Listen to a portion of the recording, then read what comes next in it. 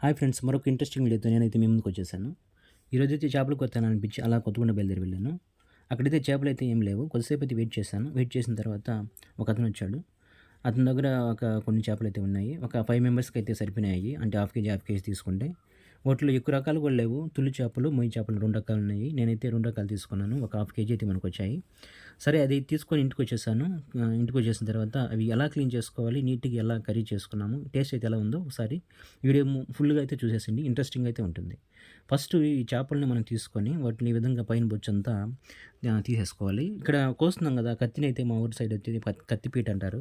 ఈ విధంగా దాని మీద కూర్చొని నీట్‌గా క్లీన్ చేసుకోవచ్చనమాట. మీ ఊరి సైడ్ దాన్ని ఏమంటారో ఒకసారి కామెంట్ అయితే చేసేసేయండి. దయచేసి లైక్ చేయండి, షేర్ చేయండి, సబ్స్క్రైబ్ అయితే మన ఛానెల్‌ని చేయండి. తర్వాత నీట్‌గా పైన బొచ్చు తీసేసుకున్న తర్వాత ఈ విధంగా అయితే మనము కత్తిపీటతో అయితే కట్ చేసుకోవాలి. ముక్కలు ముక్కలు కట్ చేసుకోవాలి. ఈ విధంగా కట్ చేసుకున్న తర్వాత వాటిని మళ్ళా మనము తోముకోవాల్సి వస్తుందన్నమాట కడుక్కొని.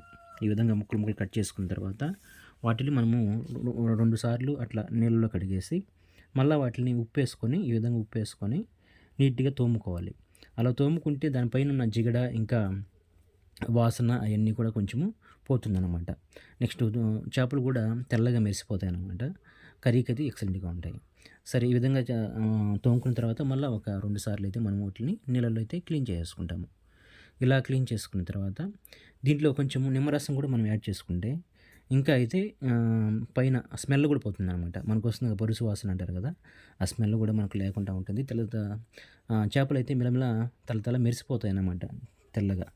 ఆ విధంగా అయితే చేసుకుంటాం. దీన్ని వేసుకొని తోముకుంటాము. ఇట్లా చూడండి, నిమ్మరసం వేసిన తర్వాత ఇంకొంచెం బాగా వైట్‌గా అయితే బాగా తయారయ్యాయి.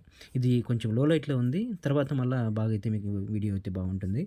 సరే ఫస్ట్ చూడండి, మనము కుక్కర్ అయితే పెట్టేసుకున్నాము. కుక్కర్‌లో వచ్చేసి కొంచెం ఆనియన్స్, కొంచెం టమాటాలు వేసుకొని లో ఫ్లేమ్‌లో అయితే ఉడికించుకున్నాము. ఫ్రై చేసుకుంటున్నాము. తర్వాత కొంచెం పసుపు, కొంచెము మిర్చి పౌడర్, కొంచెము మెంతుల పౌడర్ అయితే మనం వేసుకున్నాము దాంట్లోకి, కర్రీలోకి. అలా వేసుకున్న తర్వాత దాన్ని కొంచెం బాగా నీట్‌గా కుక్ చేసుకోవాలి. అది ఉడికిన తర్వాత చేప ముక్కలు వేసుకొని తర్వాత కొంచెము వాటర్ అయితే యాడ్ చేసుకొని ఈ విధంగా అయితే ఉడికిస్తున్నాము. చాలా బాగా అయితే ఉడుకుతుందనమాట. చూడండి, చాలా బాగా ఉడుకుతుందనమాట ఫుల్ ఫ్లేమ్‌లో అది. తర్వాత కర్రీ అయితే రెడీ అయిపోయింది. చూడండి ఎంత బాగా వచ్చిందో కర్రీ. ఎక్సలెంట్‌గా, చూడడానికి కూడా సూపర్‌గా ఉందనమాట. దీనైతే టేస్ట్ ఎలా ఉందో చూపిస్తాననమాట. చూడండి. దీనైతే తింటున్నాను చూడండి. అబ్బా! అంతే చంపేసింది అట్లే. చాలా బాగుందనమాట కర్రీ గానీ, నెక్స్ట్ స్మెల్ గానీ అదిరిపోయిందనమాట. ఇప్పుడైతే నేను కలుపుకుంటున్నాను అన్నమాట తినడానికి. అసలు అది చూస్తుంటే కూడా కలర్ కూడా అదిరిపోయింది. మొయ్యి చేపలు టేస్ట్ చాలా బాగుంటాయి. మీకు ఎంతమందికి ఇష్టమో కామెంట్ చేయండి. దయచేసి లైక్ చేయండి, షేర్ చేయండి, సబ్స్క్రైబ్ చేయండి. Thanks for watching.